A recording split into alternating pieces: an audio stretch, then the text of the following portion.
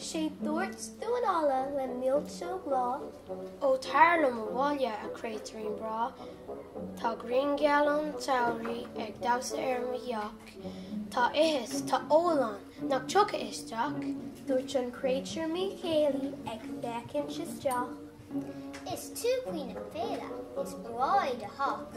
Och déirtá go mín tú ag ihis é ggóil, nó tú gine má mise iad a bhfuil agus fiol. Dúirt an dúinála is é a bhí glic. Is breid mór dar manam an scéal sin a bhic. Tá cuireáil, tá martó, tá banneán seo, is an té a bheits marmh dhéana dís beag.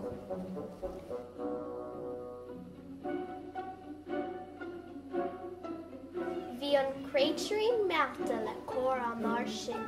Dúirt sé, Tá mé sásta má tá tú cóbin, och ní aní mé fada.